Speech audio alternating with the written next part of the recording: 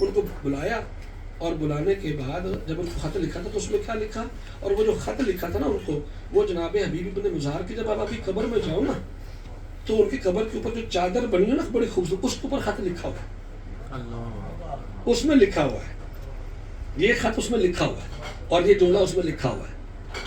اور وہ جملہ ہے کیا کہ آپ ہمارے سکہ ہیں, ہم آپ پہ بھروسہ کرتے ہیں.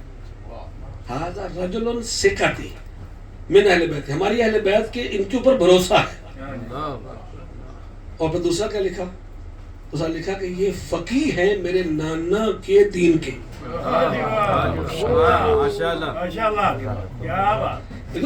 اب جو مجتہدین کا لوگ مخالفت کرتے ہیں وہ جملہ ہٹا سکتے ہیں, فقیہ کا مطلب مجتہد ہوتا ہے, یہی ہوتا ہے نا. جناب مسلم ابن عقیل کو جب لکھا تو یہ سیم جملے لکھے, ارسل علیکم یا اہل الکوفہ, میں تمہاری طرف اس بندے کو بھیج رہا ہوں, رجل ثقتی, یہ میرے بھروسے والا ہے اور یہ بھی فقیہ اہل بیت ہے. اچھا یہاں تک تو بات شاید سمجھ میں نہ آتی. ادھر جب آپ کو پتا ہے کربلا کا جب واقعہ ہوا تو مارننگ میں جنگ شروع ہو گئی تھی نا, مارننگ فجر نماز میں جب نماز صبح کی پڑھ رہے تھے تو ادھر سے تیر آنا شروع ہو گئے تھے. تو پتہ کتنے بندے شہید ہوئے صبح کی نماز میں؟ یعنی بڑھنے نمبر کو آپ کو یاد ہے؟ کوئی اپنا اندازہ لگائے, کوئی ایسی بات نہیں ہے.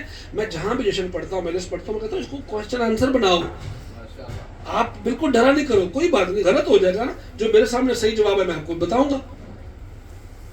کتنے نمبر, ایک تو 72 لوگ شہید ہوئے نا ٹوٹل. ایکچولی کربلا میں 313 لوگ تھے. آپ چیک کیجئے گا, بچوں کو ہم ملاتے ہی نہیں ہیں, عورتوں کو ملاتے ہی نہیں ہیں. 154 تو جناب علامہ علی نقی نتن صاحب نے اپنے 72 ستارے کتاب میں لکھے ہیں نا, اور جب گجے شہدا میں جو نام لکھے ہوئے وہ بھی 154 ہیں, 154 ہے.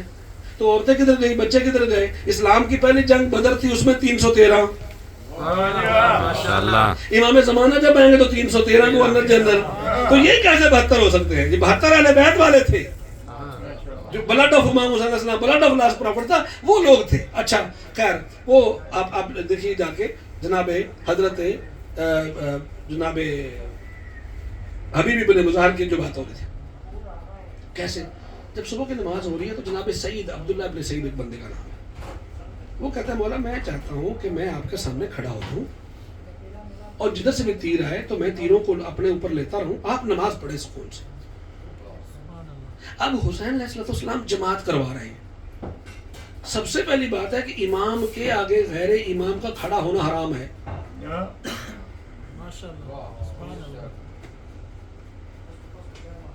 امام جہاں تشریف لائے تو آپ انہیں پشت کر سکتے ہیں؟ نہیں کر سکتے. نبی کو پشت کر سکتے ہیں؟ نہیں کر سکتے. کعبہ کو پشت کر سکتے ہیں؟ نہیں کر سکتے نا. کعبہ کو پشت کر کے تو نماز نہیں پڑھ سکتے, نماز باطل ہو جائے گی نا. تو اللہ کے رسول نے کیا فرمایا, یا علی انت مثل الکعبہ, آپ کعبے کی طرح ہو. اب دیکھو نا, کعبہ یہاں ہو یا وہاں پشت تو نہیں کر سکتے نا. ایمان سے یہ بتاؤ, جب ہم کعبے کے وہاں چلے جائیں تو پشت کر سکتے ہیں؟ نہیں کر سکتے نا. جب کعبہ کو پشت نکالا تو پیغمبر اسلام نے کتنی ونڈ کر چھوڑی, یعنی بہترین انہوں نے خطاب فرما دیا کہ یا علی آپ کعبہ کی طرح. کل کو لوگ کہیں گے فلاں نے بھی نماز علی کو پڑھائی, فلاں. پیغمبر اسلام کی ایک ایک سٹیٹمنٹ جو ہے نا بڑی خوبصورت طریقے سے کہ نعوذ باللہ من ذالک کا کوئی بھی نبی کو یا علی کو پشت نہیں کر سکتا. اب امام کے سامنے جب امام کا حکم ہو جائے کہ آپ نے یہاں کھڑے ہونا ہے, حفاظت امام کے لیے, حفاظت نماز کے لیے کھڑے ہو گئے. آگے جدھر سے تیر آ رہا ہے ادھر لے رہے ہیں, ادھر تیر آ رہا ہے ادھر لے رہے ہیں. ایک رکعت نماز مکمل ہو گئی, عید گر گئے. ختم کر کے نماز چھوڑی اور جناب عبداللہ گرے تو آگے جا کے کھڑے ہو گئے. جب کھڑے ہو گئے تو ادھر امام نے نماز ختم کر کے جناب عبداللہ ابن سعید کو گود میں لیا, اور گود میں لینے کے بعد کہا اللہ تجھ پہ رحم کرے, تو نے حسین کی نماز بچائی ہے. جملہ, تو نے حسین کو بچایا, تو نے اپنی جان دے دی. کہا مولا میں بخشا جاؤں گا؟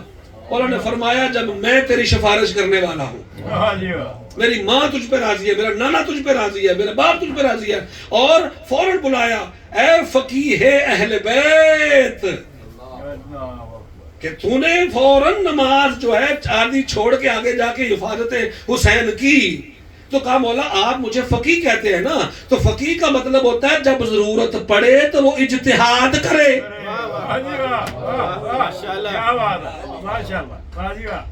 کتنی خوبصورت بات ہے کہ امام کے ساتھ ہے. توجہ حضرات گرامی، بات انڈرسٹینڈ کی ہے نا؟ یعنی